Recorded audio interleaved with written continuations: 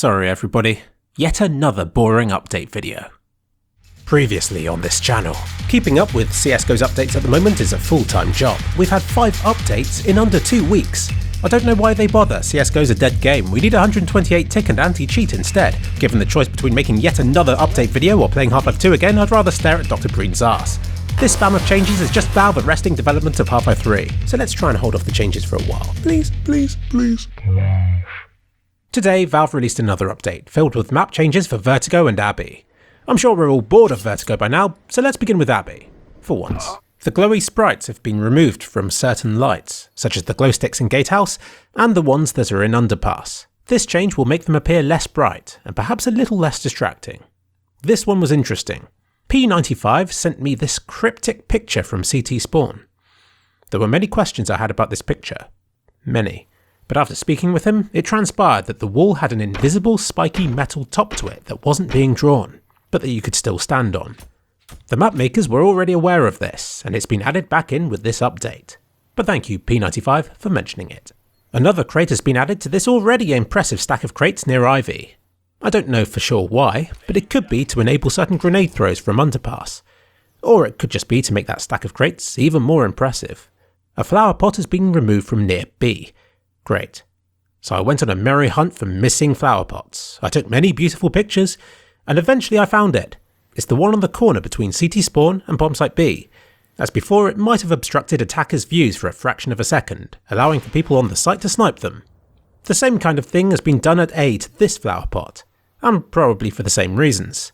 Moral of the story, mappers, keep walls and corners flat from head height down, if you want it to be fair. Tiny gaps between crates on both sides have been closed up to prevent players from sniping through them whilst remaining hidden themselves. Although there's still a tiny gap at the bottom of the crate on bombsite A. And last for Abbey was this. Replaced Pinky Box.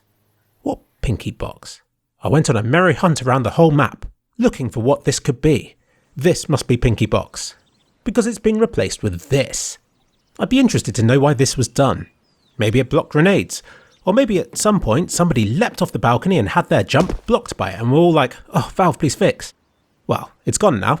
Not mentioned in the patch notes were 2 other changes. The door frame and ground has been adjusted at Long B. And this boost has been shifted ever so slightly. Also, I have a confession. As a YouTuber, it's a lot easier to try and hide when I'm wrong than it is to admit it. But I've made a big mistake and wish to correct it. Watch this older video of mine and see if you can spot the error. Previously on this channel, everything now seems to be splattered in white paint. Kind of reminds me of the new Tomb Raider game. Older content of mine is always so cringy to watch. Anyway, I was right about the paint being on the sign, but the benches in Palace are actually clean. Cleaner than I could have imagined. I mistook shine from a cube map for paint, so I should have said instead that the cube maps have been updated in Palace. I am very sorry to all the people that I misled with this. On to Vertigo. Valve clearly thought that for a map of this size, the C4 was too dangerous, so they have reduced the distance that it will hurt you from. To my knowledge, this is the first time a C4 has been anything but the default 500 value, though I haven't checked the map pool for this since 2015. And the radius is normally 1750, not 500. 500 is usually the default maximum damage dealt. But we get it, the C4 has been made less powerful in some way. It goes to show how compact the map is that they've chosen to do this. Here's an example of the same spot before and after this change. I was surprised by how big a difference this made. You can now survive so close to the bomb. It feels so wrong. Also, what's this, Valve? Please fix. Wingman has gone back to bombsite B again, perhaps to test the latest changes and how the new CT spawn affects things here. It looks as though Valve is using the Wingman game mode to bug test and to balance a map's bomb sites for use in the rest of the game's modes. They've used that lovely shiny looking concrete material in several places around the top floor. Footsteps sound a bit different on these surfaces, so if you master this map and where these surfaces are, you'll be able to pinpoint players' locations without even having to see them. The terrorist route to mid and CT routes to A all have rooms with this new material. We have Nuke to thank for this. As a map with multiple levels to it, sometimes the direction of the footstep isn't enough to know their whereabouts. CSGO has had a few upgrades to its audio, both to help with the direction and whether things are coming from behind walls or not, but it doesn't hurt to have different footstep sounds as well. The safety catwalk at B has been extended slightly to allow terrorists to reach it a bit sooner, and more safely. And in case you missed it from that comparison, the big white metal things have been made bigger. The patch notes say slightly, but I think they should patch the patch notes to say much bigger. I mean, come on, that's like 3 times the area. They're almost ready to begin constructing the 52nd floor. More railings have been added to bombsite A. You'd have to be really stupid to fall off this area now. Elevator room has been made a bit brighter. This has been done by plonking a phantom light just here, which is easy to see once you know about it.